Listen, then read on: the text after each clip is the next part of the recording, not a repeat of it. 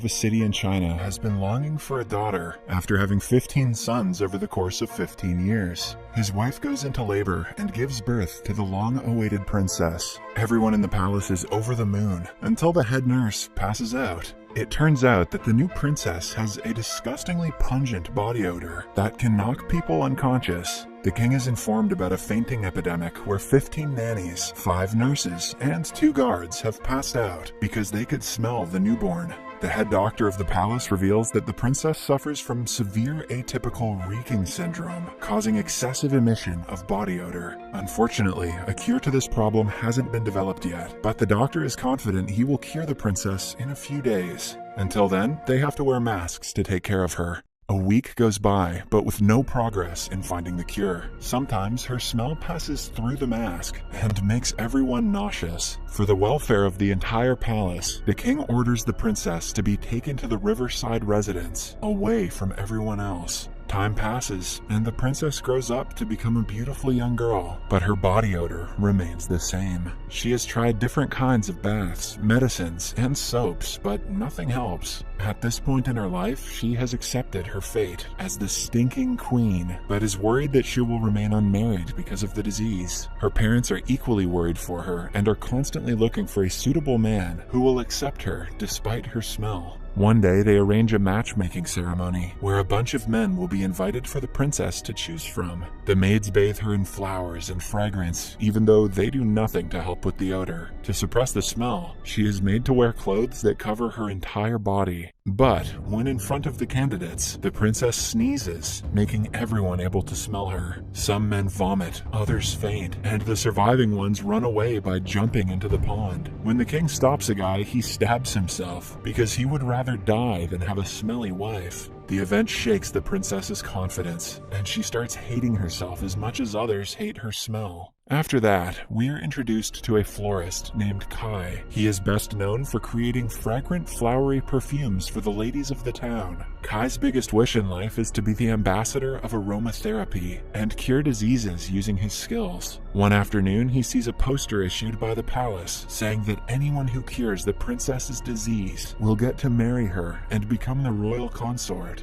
Kai doesn't really care about marrying the princess, but he is eager to prove that aromatherapy works, and he believes that his flowers can cure her. We see that he has a plethora of flowers growing at his house, including a smelly one called Stinky Weed, which sounds awesome, but smells really bad. Even though most people would find the plant repulsive, Kai loves it as much as the rest. Then comes the day of the competition, where 6 selected candidates have to make 3 smelly objects odor-free. They get to work immediately, some using magic, others using chemicals, while Kai uses his homemade fragrance. I want to know what those magicians are doing. After a rough battle, only Kai and a young doctor named Ye are able to complete the task. They are given 3 months to create a formula or a technique that will cure the princess. If Kai is successful, the palace doctor will be humiliated, so he wants his junior Ye to win. He tries his best to discredit Kai's abilities because he was born to a lower-class family. However, the king allows him to participate, disregarding the royal doctor's suggestion. For the next few days, Kai works hard to create the most fragrant soap he has ever made. To look for subjects he can test it on, he goes to the fish market. To his surprise, a woman falls on him while trying to lift a heavy fish. She is none other than the princess, who has disguised herself as a fisherwoman named Heung. She blames her smell on the fish, so people won't think she is weird. Upon finding out that he is here looking for smelly people, the princess convinces her fisherman friends to help him.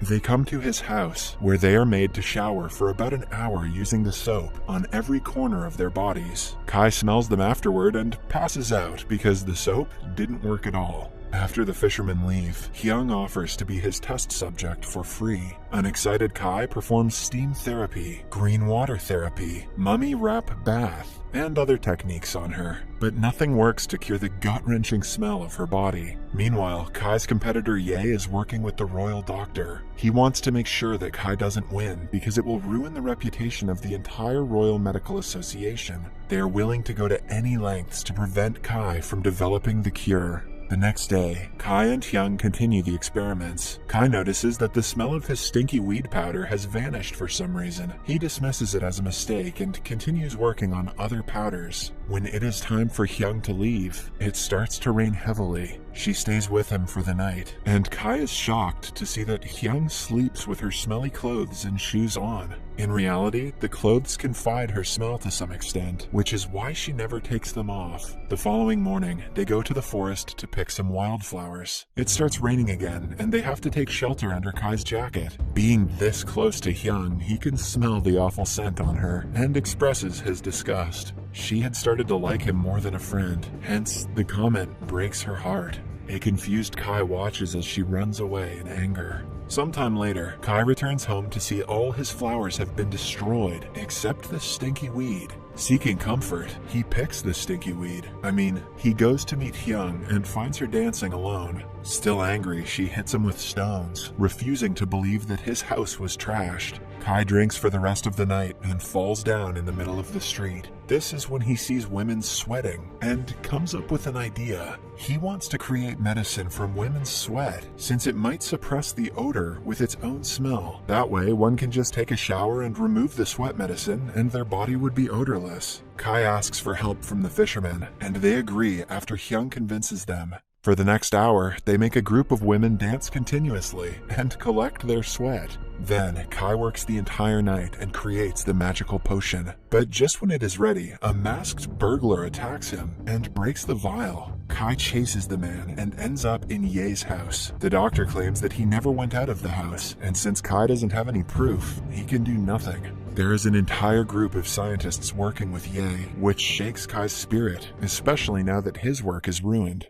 In the following scene, he is alone in his home when Heung arrives with a bucket full of sweat so he can continue the experiment. The gesture touches Kai's heart, and he asks her to stay the night. Heung sings him a beautiful song that calms his nerves and helps him focus. A few days later, Kai completes the formula and sprays it on the fisherman to see if it works. He wants to test it on Heung as well, but she pretends to be allergic to sweat, so her true identity isn't revealed. The potion works perfectly on men and makes them smell better. Even though it is not a permanent solution, Kai is happy to have made some progress. Still, they have to use it on a woman to see if it'll work on the princess too. At night, the group goes into the palace to meet the only smelly woman in the town, other than the princess. She is the royal doctor's wife, known for her smelly farts. The group hides outside the toilet and uses the formula on her, only to discover the solution doesn't work on women. Or maybe it just doesn't work on farts. For the next few days, Kai works day and night, disregarding his health. Heung finds him bleeding out his nose because he is sniffing too many times. She forces him to take a rest for the night, even though Kai is not a fan of the idea. The next morning, he goes to the woods and comes across an old couple burying flowers in the ground. They reveal that they like to give dead flowers a proper burial. The couple turns out to be botanists with vast knowledge about different kinds of vegetation. When asked what are the most fragrant flowers of all time, they name 4 flowers that grow in 4 different seasons. The couple leaves shortly after, but this gives Kai a brilliant idea that will definitely work as a cure. He tells Heung that he has to travel around China to collect 4 seasonal flowers. She offers to join him, and the two set off for a month-long journey to places with different climates. They bond while traveling and return home after a successful trip. By now, they only have a week before the 3-month experiment period ends. Kai gets sick, so Heung uses his diary to make the formula for him. Since Kai's nose is stuffy, he cannot smell her, and they end up sharing a bed at night. Eventually, Judgment Day comes, and Heung allows him to cure the princess and marry her. Kai doesn't feel comfortable leaving her behind, but he has to prove that the aromatherapy works. In the following scene, the competitors are in front of the king, and the princess is behind a tent. Ye goes first and uses several pressure points to try to make her odorless. However, it disrupts her sense of smell, and only she cannot smell her odor. He promises to perform the same procedure on every citizen, so they won't smell her scent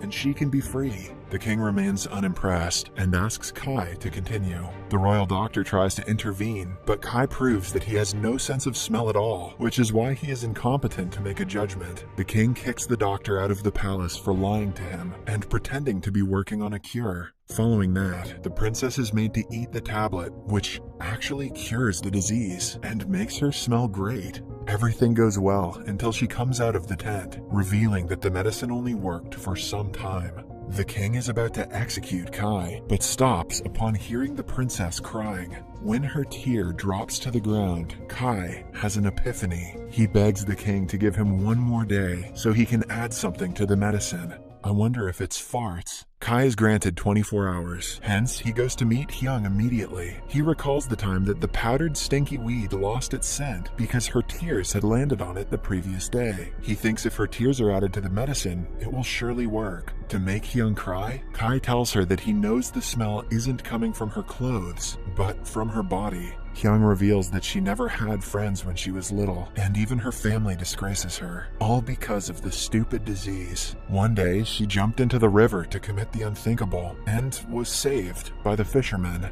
After coming back to life, she finally discovered that she is not a diseased outsider when she is in the fish market, which is why she started living with them. By the time she gets done telling the story, she has collected enough tears. Kai thanks her for her help, but feels bad about everything that she has been through. The next day, he goes to the palace to submit the final product, but sees the doctor and his wife together. The doctor has no sense of smell, but he doesn't want to be cured because then he wouldn't be able to live his life with his wife and her smelly farts. The love between them makes Kai realize that he needs Heung in his life. Strange takeaway, but okay. Hence, he runs to the market where she is attending the flower festival. He gives her the medicine and promises to love her forever, even if it doesn't work. She flies into his arms and takes the medicine. Still, Kai goes to the palace to apologize to the king for not completing the task. He asks to apologize to the princess too, and goes to her quarters. To his surprise, he finds an odorless Heung and discovers that she is the princess. She finally has a loving husband and a nice-smelling body. In the last scene, the two get married as the entire city celebrates. The moral of the story is, if you smell bad, go cry about it.